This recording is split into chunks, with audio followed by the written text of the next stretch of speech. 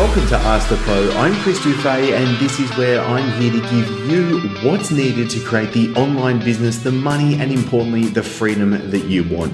The Ask the Pro show has been upgraded, and it's also got a new home, which is turningproacademy.com. Now, if you go to turningproacademy.com, all the podcast episodes, video episodes, and in-depth articles are there waiting for you right now. Plus, if you go to turningproacademy.com/start here, then you can get access to the free coaching guides. So if you want to know how to double or triple your clients in just a few weeks, or if you want to know how to start and grow your online business, be sure to go to turningproacademy.com/start here to get access to it now. Welcome to Ask the Pro. I'm Chris Dufay. This is where I'm going to give you what's needed to create the online business, the money, the freedom, and more importantly, the life that you want. Now, I might be biased, but this is a very important episode. I bring on Josh Long, who has been a great mentor to me and has an absolute ocean of brilliance and insights that he's going to be giving you in this episode, because it is thick all the way to the end of the interview on what you need to be doing to be able to build your business. We delve into what are the major friction points and bottlenecks are when it comes to you and your business, where your business is currently at, and what's needed to break through them to have huge growth. We also go into why you should be having massive spikes of growth rather than a slow grind and build. Also going into what major things you need to look at and how you can take action on it from today to be able to get your business moving in the right direction, being able to do what you want to do with your business. Now, this really gets into creating big growth for yourself and how you can double or triple or more your business when you find out the very few small but powerful changes that need to come about. Now, this episode is brought to you by My Body Blend. So if you want the nutrition and supplement products made to give you the simplicity without having to have the whole, this episode is brought to you by My Body Blend. So if you want the nutrition and supplement products giving you the simplicity of what you really need without wasting your money, as well as the coaching that's there for you, that we can touch on that later. But also, if you're thinking that you're good enough to come on board as an ambassador to get wholesale products for yourself and for you to be able to refer and recommend to your clients are taking the products that you trust and that you also earn the rewards from that, you just need to go to mybodyblend.com to be able to apply. Also, if you are loving the Ask the Pro, if you're loving the episodes, then share it out, pay the love forward, and make sure that you leave a review. If you haven't, you can click on over to get that done, and it will put a huge smile on my dial as well. It really does mean a lot to me. So for you to really get the most out of you being here with me right now, click on over to Chris Dufay, that's Chris Dufey.com. Right now is waiting for you the actual quiz and all the library of content, the videos, the coaching sessions, the articles, the guides where I literally take you through whether you want to be able to double or triple your business, whether you want to start or grow your online coaching business, whether you want to discover what you really need to be doing to create the online products or programs, the answers are there. So more importantly, you can click on over to chrisdufay.com/start here. That's where I'm going to take you through the quick quiz where you're going to be able to answer the key questions, where I can then give you the free coaching guide that is exactly for you. So don't be a peanut and miss out, as well as all the episodes are waiting there for you. There is absolutely a labyrinth waiting for you to jump into, and we can make it nice and easy. So click on over, and it's time to bring on Josh. Make sure we get into this episode, and really importantly, I want to hear from you after this episode. We go a bit longer than usual in this, and I love it. I couldn't hit stop. It was just too good.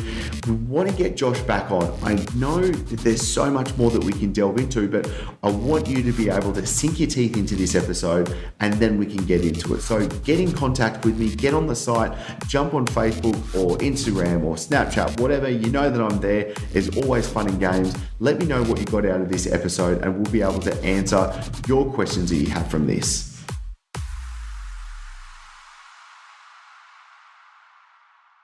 Now, listener, you are in for a real treat. You're about to listen to the soothing tones of Joshua Long as he also walks you through how to grow an amazing business.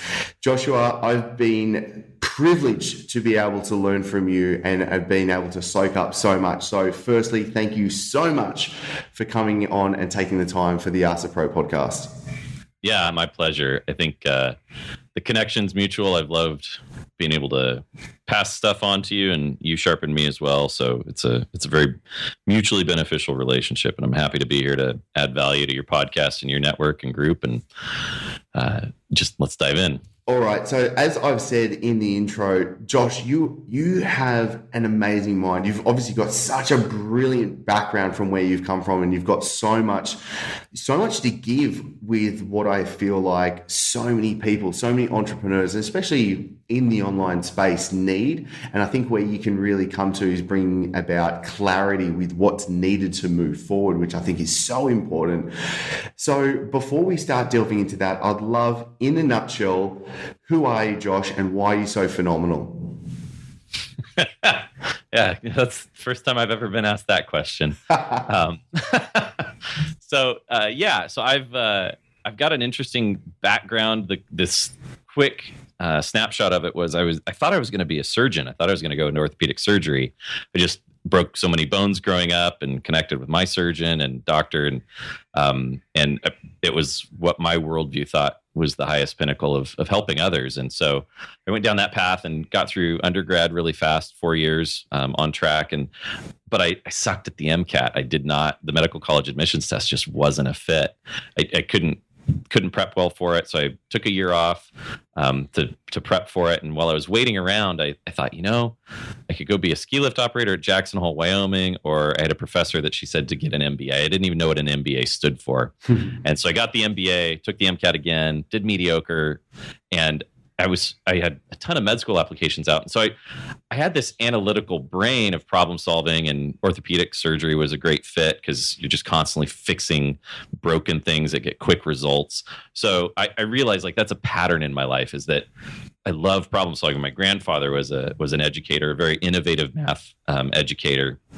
And he died at 75, but his mind was going on 19. He was just energetic, creative, always challenging things. And he said to me all growing up that the greatest skill in the world is problem solving, and paired that with, if we ever stop learning, we might as well die. Yeah. So I won the genetic lottery getting him and my grandmother as grandparents, because they were just amazing human beings. And he poured so heavily into me growing up that I realized this thread of loving to find critical problems like a broken femur or a torn ACL or something in the surgical side, going in for surgery, 2, 3, 4 hours, it's fixed. Now they have to rehab it, but it's fixed and they've got a strong foundation. And that's what I ended up getting drawn into in business. When I was getting my MBA, I found out Fresno State University I went to had an entrepreneurship track. And I thought I was going to do finance, but it was so boring sitting in the advanced finance classes. And I switched and jumped into the entrepreneurship track, and it just fit. And I decided to not pursue med school, to decide to pursue the entrepreneurial track. And I've never looked back, and I've been grateful for it.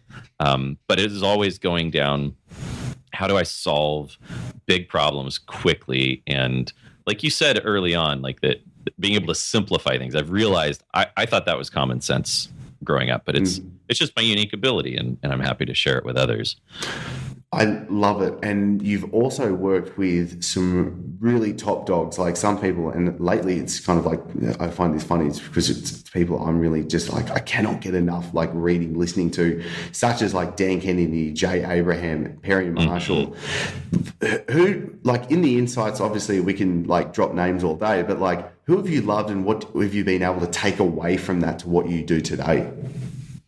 Yeah, and all of them, they're all tremendous people and great human beings. So, as curmudgeon, as much as Dan Kennedy comes across like a crotchety old curmudgeon, he has a huge heart. he really cares about people, and having dinner with him and Bill Glazer multiple times when I worked with them, they're great human beings. And so I was drawn to Dan out of the gate. I came across Dan and Jay Abraham around the same time when I had my mortgage brokerage. But Jay at the time, and I was really new, I was fresh out of grad school. I had a mortgage brokerage. I didn't know how to run. And Jay just spoke too high level. He was like speaking so far above me at that point that Dan, I loved his practicality about things, that it was, look, you're a small business owner. You need to do marketing on Monday and cut a check for the marketing on Monday, be able to get leads by Wednesday, close a deal Thursday to deposit the check before your payment for the marketing clears on Friday. Oh, wow. I like that. It was just so practical, and it was so results focused. I mean, obviously, everybody that you've referenced is all direct response focused. So it's marketing, it's efforts that have a clear, measurable return. And so I was really drawn into Kennedy, and I just soaked everything up. Bought his magnetic marketing program, learned some copywriting from them. I became a business advisor, bought one of their little franchises while I had my mortgage brokerage, and that really just thrust me into the world of consulting early on. And so that's what I love about Kennedy, is just fiercely practical. He's still writing copy every morning for clients to this day, even after selling out with Bill a few years back. And he's always practicing. That's the thing that I find. I had a mentor in grad school that was a bankruptcy attorney, and he helped me go through bankruptcy in 2008 when the mortgage business went under. And he was always he was the most valuable advisor I had. And I told him that, and I said, Riley, I think it's because you're still relevant. You're in practice every day. And he says, I think that's why they call it a law of practice, is because we're constantly practicing and we're staying sharp. And so I think that's where Kennedy just still to this day is fiercely relevant, because he's in practice every day. And then I came across Perry because he was one of Kennedy's big home run hit success stories. But I actually connected with Jay first while I was working with a guy named Chet Holmes, whose book, The Ultimate Sales Machine, is a really great book. That's what drew me to Chet. And I got to know Jay, and he's just so gracious, and his brain fires on so many levels. What a fantastic vocabulary he has. I just love listening to him. I know. Oh my God. It's like I have to stop and write words down and go to Google listening. And there's a vocabulary test going through Facebook recently, and I scored in one of the highest on it, but he still has words that I've never heard. Sorry, I was just jumping in. I was actually listening to something, it was like 2 days ago, and I normally listen to audio on like 1.5 speed. I bring it down to 1 because I'm just like, I can't do this. I need to stop. That's a great point. Yeah, no doubt. And so with Jay, it was just the ability to step back and triangulate all of these options and see the picture and pull it all together. And I love both him and Kennedy both talk about pollinating from other industries, other business models, but Jay does it to the nth degree. And so like his book, The Sticking Point Solution, I don't even think it's in print anymore. It wasn't a big hit. It's one of my favorite books for applicable strategies, just stepping back and stretching your brain and your vision.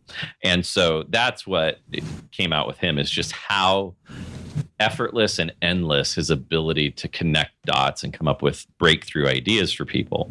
And so now the downside is that some of those breakthrough ideas are a little hard to test or harder to implement, and you may only hit 1 out of 10, but you hit that one and it's like a monster grand slam. So that's the part with him that I really just got exposed to. That was now so one amazing. thing that I really love with the way you operate, the way you think, the way you do the things that you do, and I also think this is it's a beautiful belief that I think so many more people need to go into, and especially like I kind of can relate it back to the fitness and physique world, where growth or progress is at such a slow rate. Let's say for someone's weight loss, someone's going to be losing a little bit of weight every bit a week, and it's just the grind, it's the trudge, it's just that journey that you have to go through.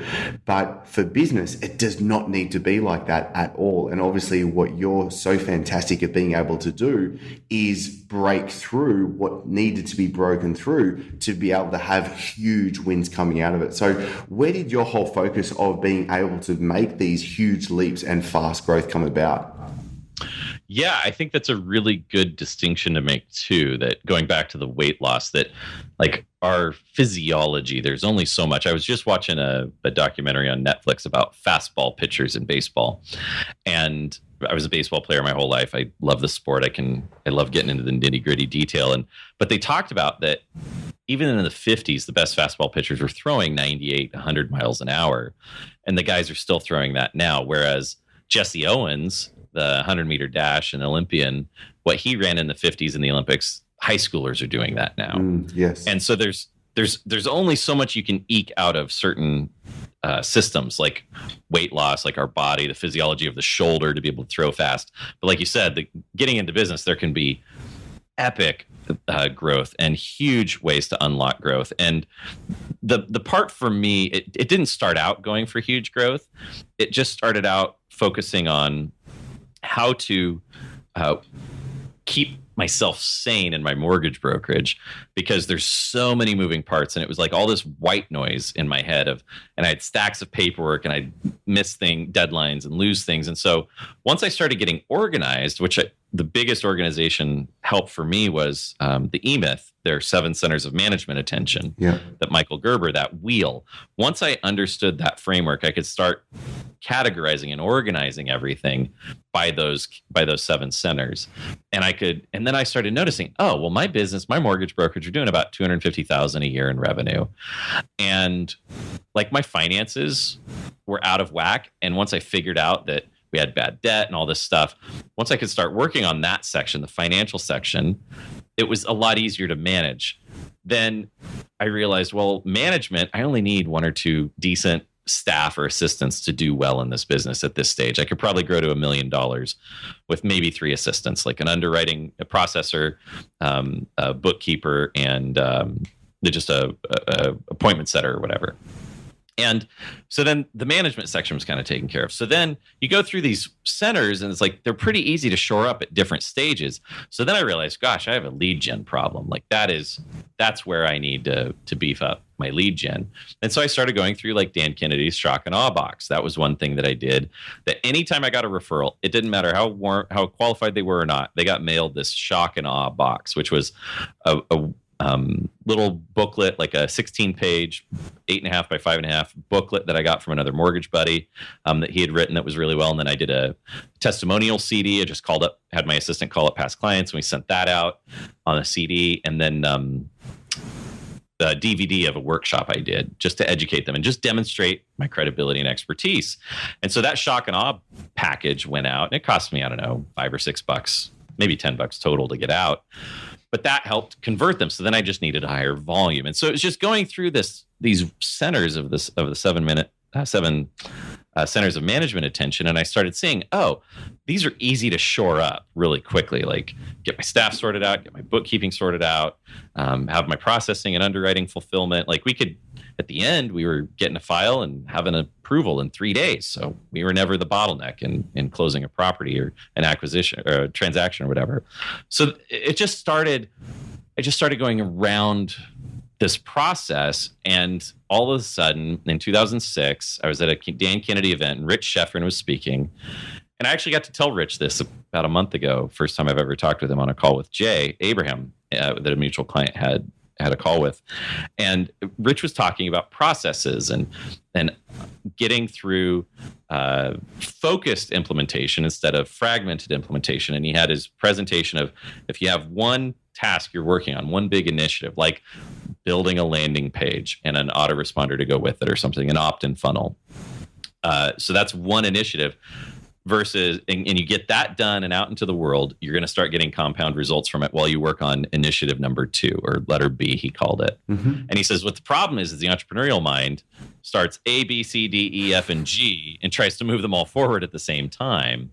And so they all move forward, say, at the same time in parallel, but you never get anything into the world out to work for you. You never build an asset.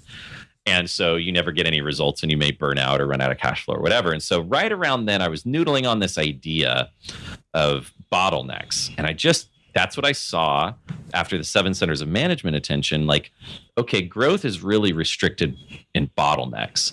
And so from that presentation with Rich, and having that background with eMyth, was I came up with what I called the bottleneck theory at the time. And it was just that, okay, in every business you go through growth, and eventually something becomes a friction point that stops that growth. That's the definition of a bottleneck, point of friction that restricts flow. And so that's how I got into this pattern. And then I met Chet through his book, and we started doing consulting. I was the second hire in his consulting division. And I was the guy that he would go to for strategy to brainstorm around clients, and which was a surprise because I was younger than anybody by 15 years in that consulting division. But he and I thought alike, and we sharpened each other and we challenged each other. And that's when I really got to see that this was a gift that I had, that it wasn't just common sense. And with him, again, high growth. And the only downside of his process was he was trying to go in and revamp whole sales teams and sales cycles and site processes and marketing communications. And so it was like an overhaul, which may have had 4 or 5 bottlenecks getting fixed. So it was hard. It was really painful to work with some of the clients, because they'd go 3, 4, 5, 6 months before they'd see results, but they'd be massive results.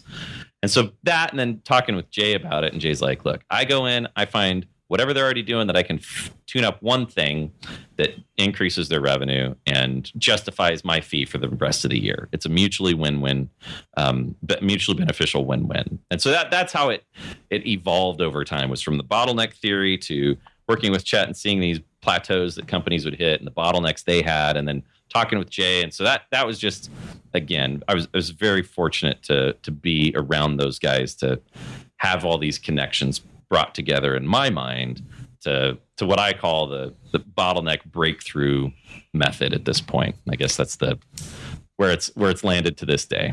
I love this, and I can geek out on this stuff all day long. Oh my God. Okay. So one thing I find really, really interesting, and especially, I guess the first idea of this was kind of planted in my head from Michael Masterson's Ready, Fire, Aim, where you've got, obviously, at different points of where your business is at, you're going to have really major problems at each of those. And this is exactly what you're talking about. You're going to have some major friction points that are going to be needed to broken at each of those points for you to be able to grow further.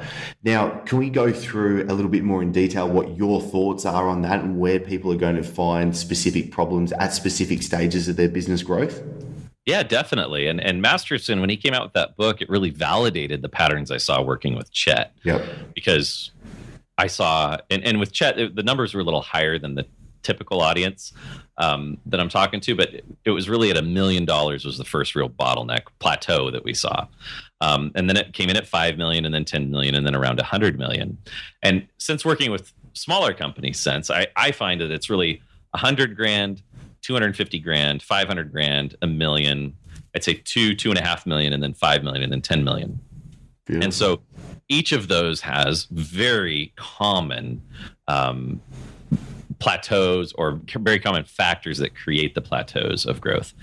And it fits right in with fast growth, because like you talked about with the weight loss, you may lose a pound or 2 a week, is really healthy. If you do a big Hollywood juice cleanse, you might get 5 pounds off, but it's not fat. Yeah. But it's not sustainable. And so a lot of people correlate that type of progress with business. Oh, if we can just grow 10% a year, that's a good growth rate. Well, the reality is that I think it's harder to sustain 10% growth in a business over the long term than it is to get fast growth and plateau and consolidate, and then figure out what your next bottleneck is, get that fixed, and then get more fast growth, eventually plateau and consolidate. And so if you look, it's kind of like have a massive spurt of growth, and then you have a period of time after it where obviously you're finding your feet with everything at that new point. You've obviously got to maybe change management, or how does your team change, or what are the other systems and processes that have to be brought back up to speed, and then do it again.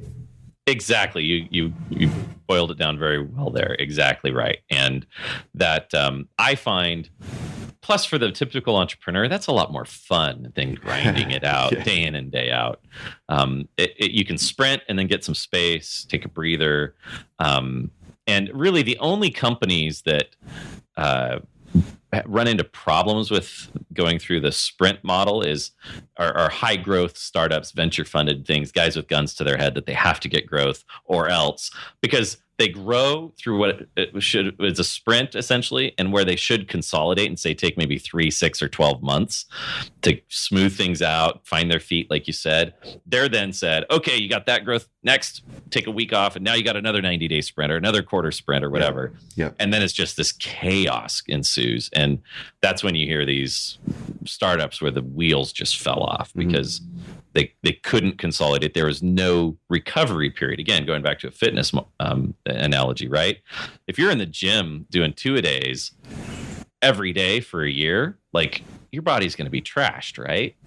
Yes. I mean, you got to have a recovery period to consolidate that growth, or whatever the objective you've been pursuing. So some of these plateaus, like early on, if you're not doing $100,000, let's just call it $10,000 a month. If you're not doing $10,000 a month in whatever you're doing at this point, for the most part, again, there's outliers and there's niches and whatever. We're not going to talk about the exceptions, but for the rule, if you're not doing $10,000 a month, you need to get your offer figured out, and you need to figure out a reliable source of referrals or introduction of prospects. You don't need to be worrying about funnels or Facebook ads or Infusionsoft or anything like that. Like, none of that matters if you're not making $10,000 a month consistently. And it's not like you make $10,000 a month 2 months in a row, and then you go for a 3-month spell of $2,000 to $3,000 eating beans and rice again. It's until you're to $10,000 a month consistently. Give yourself at least a quarter. I'd say 6 months, but at least a quarter of $10,000 a month average, or north of $10,000 a month, I should say. Then you can start saying, okay, we've got something working. We've got the offer figured out. We've got our fulfillment working. Now let's look at maybe the next bottleneck is marketing automation, and Infusionsoft makes sense, but I still don't even think that's necessary then. So that's when you're getting going, that's from my own experience, right? Like, doing consulting, I always looked at consulting as the redheaded stepchild in my life, because I had to file bankruptcy after my mortgage brokerage went under with the recession and the credit crisis. And I was working with Chet, but it wasn't really a personality fit for me. His approach didn't fit for me. So I didn't really have a model that I could look at that I could just duplicate and go take, like, say, ex-McKinsey partners or something do. And so I always wanted to get another venture off the ground. I've tried a couple software companies. I tried a publishing company, a digital publishing, and I was always trying to get something else off the ground, because heck, I had an MBA in entrepreneurship. I should be starting companies, right? Well, it wasn't until about 3 years ago that I realized, okay, consulting is where my fruit is today. This is where it fits my family, my lifestyle. I've got young kids. I get to work from home. I get to work on whatever I want. It fits. It pays well. And so I started leaning into it. And up until that point, every consulting client knew me for a different reason. Some, it was setting up marketing automation. Others, it was just building WordPress websites with a designer or something. Others, it was big market research projects. And so I had no offer. It was just, hey, let's pick your brain and see what your problems are, and I'll see if I can provide a solution. Well, that's not a sustainable, that's not a scalable consulting offer. And so I really had to work on figuring out what my offer was. And so about a year ago, I came up with the positioning of 90-day double, because I'd actually, I'd been told by my clients that I helped them double their revenue within 90 days of us working together. And it ended up being, I found out this a few months ago, that it was actually about 57 to 60% for each of them growth, which again, I was thrilled with. That was great. But that was the initial foray into an offer, was 90-day double. And now I realize my process is really breaking through bottlenecks. So let's find what your next biggest lever or biggest point of friction for growth is, and let's fix that. And usually it takes about 90 days to get it fixed, and usually the results are pretty massive. And if not, if it is a precursor to unlocking more revenue or more growth, then we focus on the next bottleneck that it feeds into, and we unlock that, and then the growth happens. So we're going to take a quick break, and we'll be back in a split with so much more for you. Now, I know you're listening and tuning in because you know how important your health is and how this can also catapult your business. This is why I'm very happy to say that this podcast is sponsored by My Body Blends and my favorite, the Superfood Elixir, the powerful greens drink. Now, this is designed specially to boost energy, aids detoxification, enhances the ability to burn fat, supports healthy carbohydrate metabolism, and best of all, is voted best tasting greens drink. Now, myself and the My Body Blends team are looking for ambassadors to join. So you and your clients get the health benefits plus adding in a strong income stream for you and your business. The ambassador program, which is by application only, means you get exclusive access to sell My Body Blends products like Superfood Elixir to your clients, plus giving you the special ambassador pricing and bonuses. So once you become an ambassador, you can join the other top health and fitness players that are adding thousands to their week's income. Now, there is only a limited number of ambassadors we are taking on board, as this is a tribe leading the way together. So to apply and to join, go to mybodyblends.com/ambassador or add the checkout code that is Turning Pro, all one word, when you're going to get your own Superfood Elixir to order. Plus, you're going to get free shipping and a bonus to save yourself over $250 instantly. So just use that coupon code Turning Pro in the checkout and you can save over $250 right now, all on mybodyblends.com. Let's jump into it, because I know what the listener's going to be thinking right now, going, all right, how do we break through bottlenecks? What do you love using? What are you using? What are you finding that you need to use commonly with the people that you're working with now? Yeah, so everybody I'm working with now is between $1 million and $5 million in revenue. And so right at $1 million, the problem 100% of the time is management. Yes. Two levels. Two levels are, A, they aren't a great manager by nature. Entrepreneurs are not good managers by nature. That's fine. There's nothing wrong with that. You need to realize that you need to improve some management fundamentals. And I'll give you some pointers on that in a second. Just real quick hacks that just work really, really well with the entrepreneurial personality type that I deal with. Mm-hmm. The second part of management is they don't have what I would call a little Napoleon, an operations person that can be responsible for making sure that fulfillment is happening. Because entrepreneurs are typically better at marketing and closing deals, visionary, deal making, social, interpersonal stuff. So I'd say most entrepreneurs do not need to be in the fulfillment side of things. They need to delegate that. They need to find a little Napoleon that loves cracking the whip, loves the organization, loves the project management, loves the Gantt charts, all of that stuff, the forecasting, the rigor of organization. I mean, that's what management is. And so those two, that management pair of finding somebody that can be your partner, essentially. You don't have to give them equity. You don't have to call them an owner or anything like that, but they're essentially your partner. They're your in-house partner. Well, you go out and get business, and then improving your management ability is the bottleneck at $1 million, 100% of the time. So a quick hack around management, and in my book that's coming out, there's a whole section on this, on management, on how to improve your management ability. And the biggest myth is that most entrepreneurs view management as they relate it to bureaucracy. They think that if I begin managing, I'm micromanaging, I am not trusting employees, it's tedious, it's minutia, and they associate all of this bad language, bad verbiage to it. So of course they don't want to do it.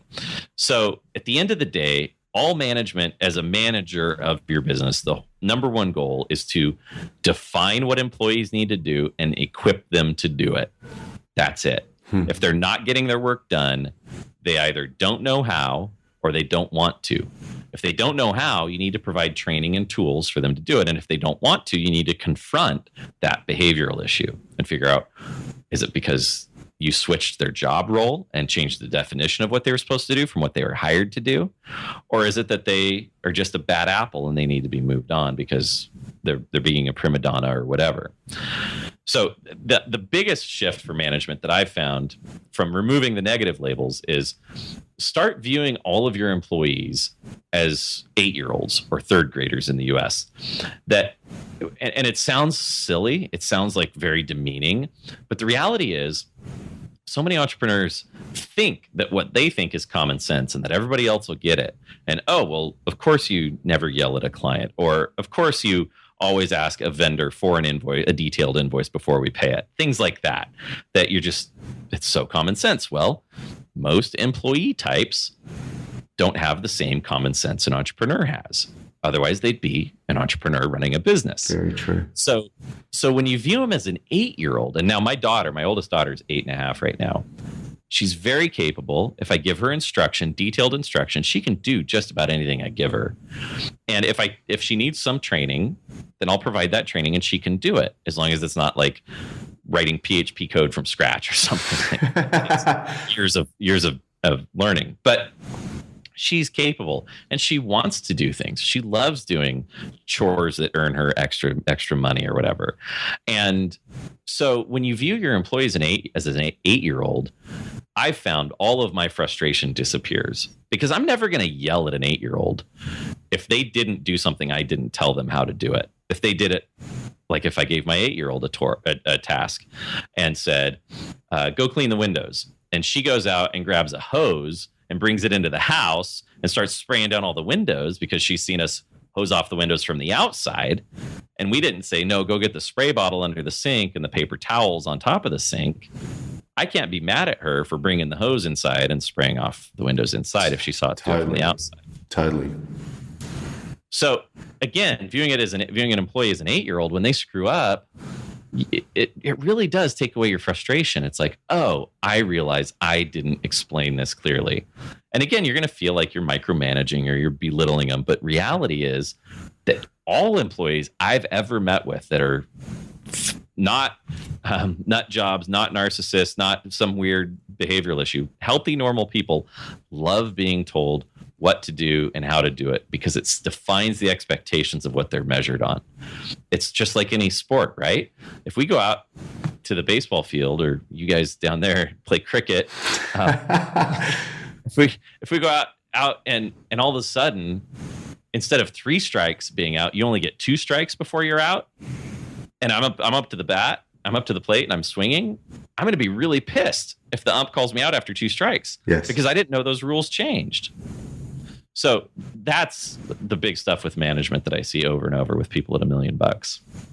What about, because there's something you said before, and I really, really like this, is obviously improving the closing process. Like, leads are nice, but closing is what matters. And I feel like that's also going to lead on to, I really want to ask another question actually on focusing on what do we need to focus on, what are the KPIs, but we'll get there later. What actually, how can we go through the process of getting clients on board? Once we know that we've got, right, we're getting leads, we're driving traffic to what's going on, what are the steps that we can really break through in there? Because I feel so many people are really just tied down by that. Yeah, no, I think that's my favorite place to play, right? I mean, you gave me quite the softball here. Because everybody comes to me thinking they have a traffic problem or a lead gen problem, and 9 times out of 10 they have a conversion problem. They have enough leads. And so what I look at is I just come in and I ask, take me through your process. I mean, I did this with you, right? We just said, okay, somebody opts in and they want to get into one of your programs, and what happens next? And you're like, well, I email them to schedule a call. Okay, well, do they have to demonstrate any worthiness or answer any questions before you take that call? And you're like, nope. So you were spending a lot of time with unqualified prospects. And that's a big, yeah, definitely. And that's a super common problem, because when you start out, you're like, damn, I'll talk to anybody that fogs a mirror, and you're just excited that anybody responds, right? I mean, that's the startup challenge. But then as you get past that $100,000 a year, $250,000 a year mark, then you have less time to spend time with unqualified people. So qualification is a huge area of opportunity that I think Dan Kennedy really defined it best. He talked about American Idol, which over here in the US was huge for a decade plus. And you have millions of people, hundreds of thousands of people at least, every year going and standing in line for hours just to sing to an initial panel to try to get to Vegas, to try to get on the final show of 24 people. And so you've got this huge cattle call and filtration process. Again, it's qualification, right? Can they sing? Do they have any stage presence? Then they end up 24 and they go through week by week by week. And then the final person wins it. And do you think that the record contract they get is very favorable for the singer at that point? No. Do you think they even question it at that point? Yeah, exactly. They'll take anything. No. They'll take anything because of all the rigor. And so Kennedy talks about it. He's like, look, Simon Cowell has the most massive qualification filter I've ever seen. And people are jumping at the opportunity to try to go through it, be meat grinded through it. And then they take whatever they get at the end. And Kennedy obviously structured his copywriting that way. You can only FedEx or fax him messages still to this day. And he would only answer the office phone on Tuesdays for an hour type of thing. And by the time somebody got in front of him and actually got a proposal back, do you think they ever reviewed it? Yeah. No, I mean, they just signed it on the spot because it's Dan Kennedy. They get to work with him. And again, that may seem extreme for you where you're at today, but if you put up any type of qualification, and we'll talk in detail of what my favorite tool is and that I've implemented with Chris, is that once you have a filtering mechanism and demonstrate that you're not just taking anybody, and it doesn't have to be false scarcity, because that's the worst kind of scarcity. But if it's legitimate that you're like, look, I know who I help best, and you filter those people that aren't in that sweet spot out, for some reason, it's like a bigger, stronger magnet drawing the right ones to you. Yes. And so the tool that I use 100% of the time for qualification is a tool called Typeform, Type, like the letter type, and form, FORM.com. They came out, I don't know, about 3 years ago and absolutely revolutionized the form tool industry, and surveys. SurveyMonkey looks like it's written with crayon compared to what Form puts out. And what its special sauce is it has the ability to put in conditional logic.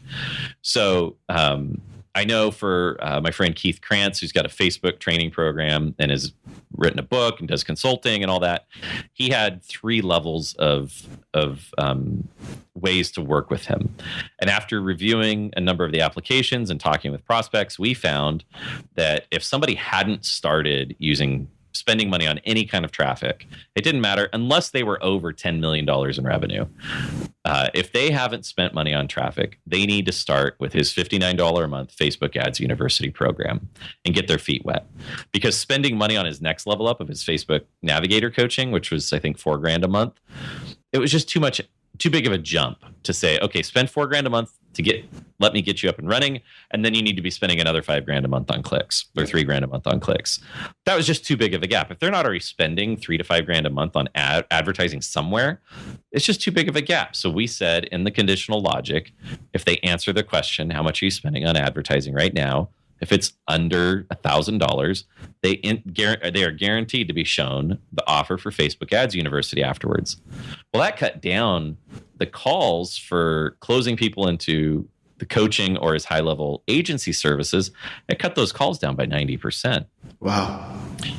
So then we asked questions like, what have you been doing? How much are you spending? How big is your business? How much do you want to grow? That was another good disqualifier, because people that said they want to grow 10x this year, like we had just a gradient of answers. It could be 10%, 5 to 10%, 10 to 50, 50 to 100, 100 to 200, 200 to 500, or 10x or whatever. And if they answered that 10x answer, it just meant they were completely ignorant. Yeah. They had no idea what growth took. Yeah. Because 10x a company, that's rare air. I mean, that's you aren't coming to us at that point if you're capable of 10xing. You don't need a service like us. So that helped disqualify people. So to me, making people go through a moderate hurdle to jump through to prove that they're worthwhile, and don't do stupid stuff, or simple stuff, I should say. I shouldn't call it stupid, but don't do simple stuff like, how soon are you planning on buying a widget like we sell, like a website or whatever? Now, 1 to 3 months, or greater than 6 months, because that's a question that's not going to get answered honestly most of the time. Yes. So when you go through these qualification questions, think through like, okay, what's the behavior? What kind of objections do I get all the time? Like if I say, well, what's your budget? And they say, well, give me a proposal. Well, that's a sign that you're not educating them enough, or they're an uneducated buyer. Because in the marketing world, if somebody says, well, send me a proposal, I'll say, well, do you have $100 million to spend or $100,000 to spend? I mean, because the proposal will be grossly different or vastly different between the two. So I just need a ballpark. It doesn't mean I'm going to spend every dollar you have that you tell me. And again, that's where getting into the psychology of the prospect and the questions you can answer to start unlocking that kind of stuff. I think it's so important, because also what it happens is at the end of that process, going through the kind of jumping the hoop, is you end up actually having the right conversation with that person. I think at the end of the day, that's what really marketing boils down to, is being able to have that right message go to the right person. If someone isn't the right fit for your grand slam, beautiful flagship mentoring process, that's okay, because, do you know what I mean? That means you can have another option that is going to be a better suit to them. So you want to have that conversation about that. Exactly. I mean, the old school sales model of, oh, I can sell ice to an Eskimo. Well, you're a horrible salesman if you're selling ice to an Eskimo, because Eskimos don't need ice. Yeah. Like that's like that's definitely old school sales mindset. And then the other stuff of like always be closing. I mean, Glengarry Glen Ross and Alec Baldwin, like always be closing, ABCs of sales. It's like, no, you need to be diagnosing. I mean, that's the thing that I benefited from. I sat in on surgeries and consultations with my orthopedist when I was in undergrad, while I was thinking of going to med schools. No surgeon is ever going to sell knee surgery to somebody who doesn't have bad knees. I mean, they do a consultative approach. They assess, they diagnose, and then they prescribe. Sales is the exact same thing, right? For your mentorship program, like there's no way you want to take somebody on who you didn't assess and find out that the diagnosis of working with you was the best solution for them. Exactly. I just think it just makes complete sense going through this process and making sure that you're just directing that person in the right, because if they are the right fit, then you can genuinely with confidence say, this is a really good fit. This is what I recommend, the steps that you're going to need to take. And obviously that whole sales process is really just connecting the dots of this is your problem and this is the solution.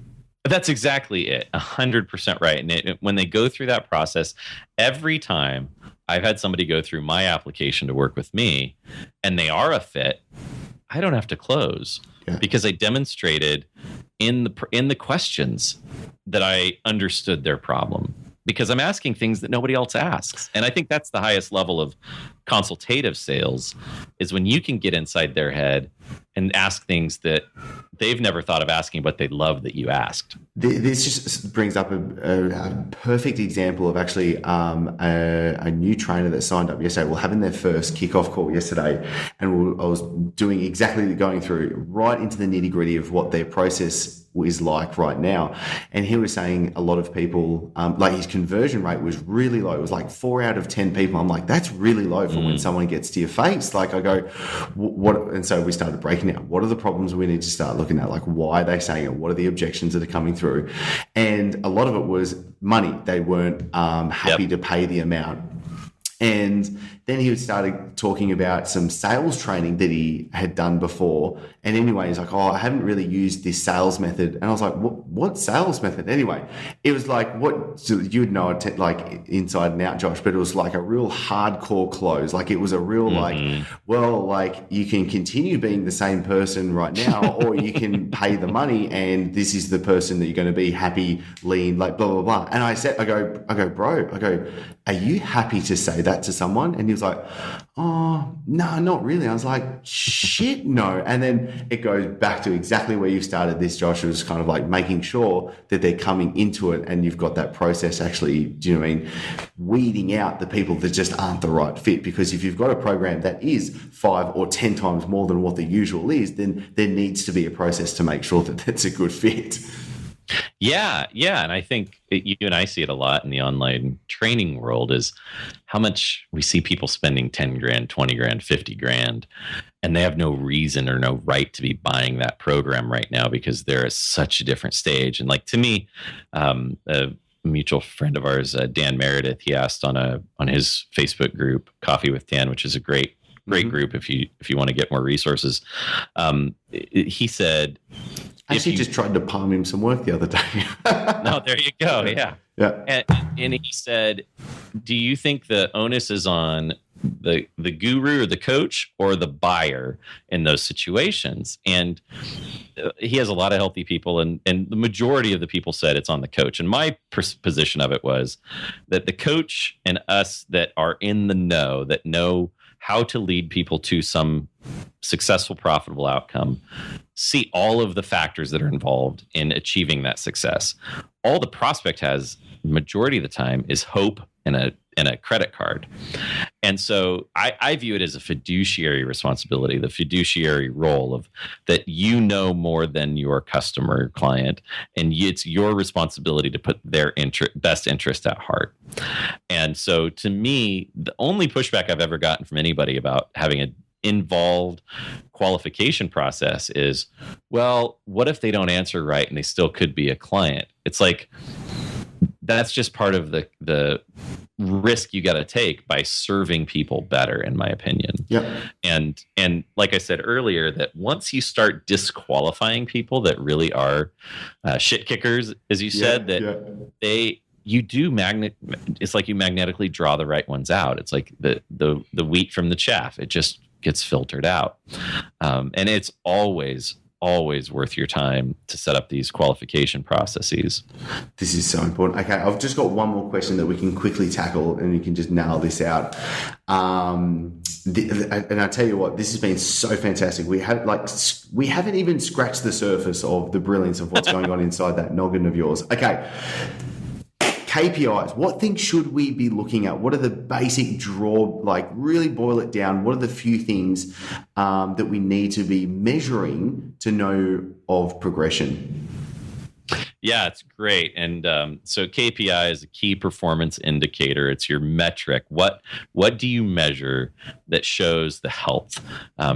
Right. So in our body, we know a lot of the key metrics are body fat percentage, our cholesterol levels, our blood pressure. Like those are the KPIs of health on the higher level.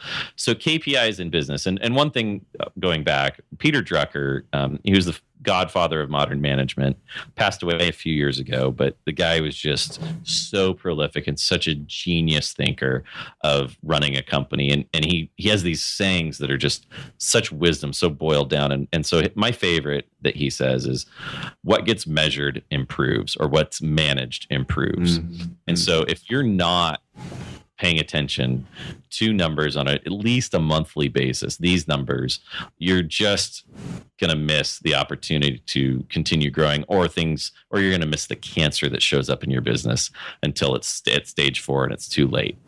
And so like a few of the KPIs that I look at with clients are just a website visits. So depending on the type of business, if it's what they sell, we have to just look at where's the traffic coming from, how many are visiting, Go into Google Analytics, get comfortable at looking at a basic report of overall traffic and find out where it's coming from. Unless you're doing paid ads, which again has its whole funnel of key performance indicators, like the funnel metrics.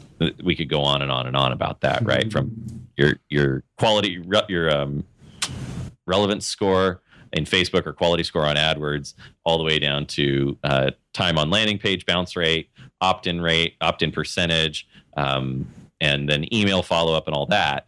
So I would say your basic analytics of how many visitors come to your website, how long do they stay on average, and what pages are they going to. The landing page report in analytics is really fascinating. And if I remember it from memory right now, you go into analytics, click on behavior on the left, and then site content below it, and then landing pages below that. He's good. So I think that's the one. And it'll show you your top landing pages, and you can organize the columns by number of visits or returning visits or whatever. And this is the entry page that they have to your website.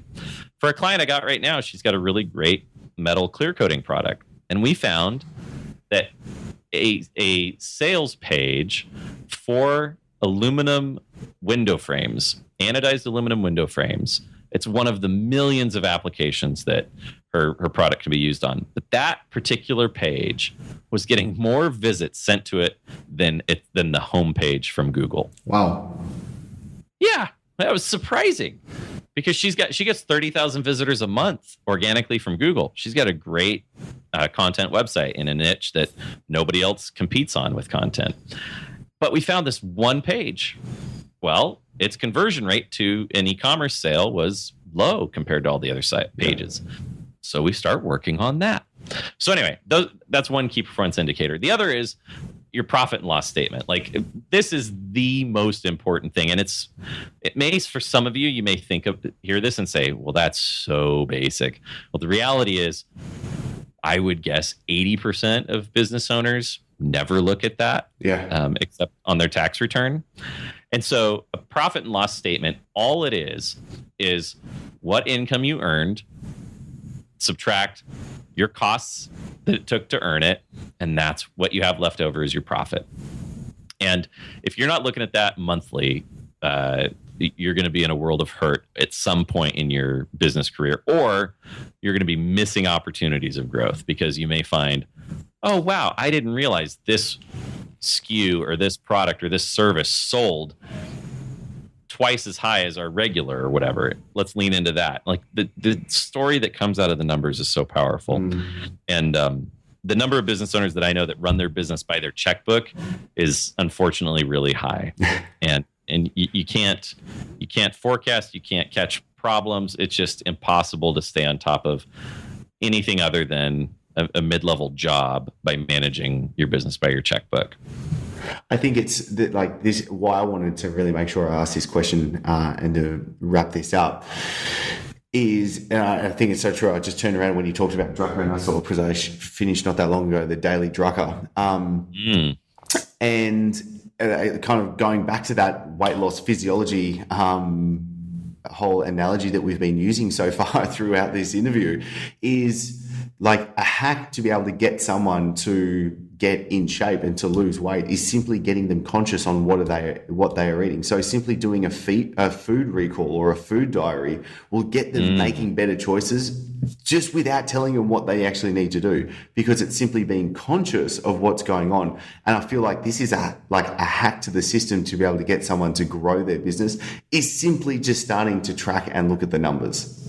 That's it. You're right. And every business owner gets stuck in managing the day-to-day. They're just putting out fires. They're just making sure that the clients they got can be fulfilled, and they're not getting refunds or getting bad reviews on Yelp or Google or whatever. And very few people spend any time looking at what the factors of growth are. And if you can look at, again, your website traffic and your profit and loss statement on a monthly basis as the starting point, you will start building the muscle, building the habit of strategically focusing on growth.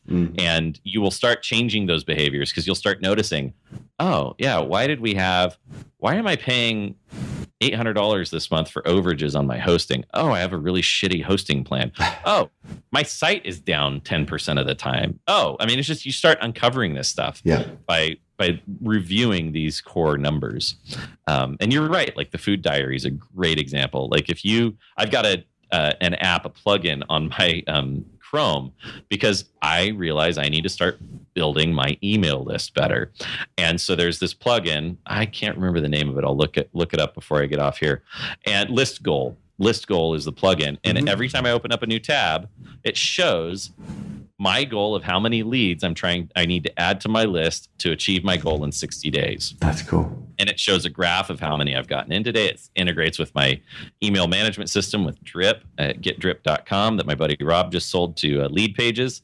Nice little plug for a really phenomenal marketing automation system. But it integrates, and it's every time I open a tab, I'm staring at this KPI of my list building number.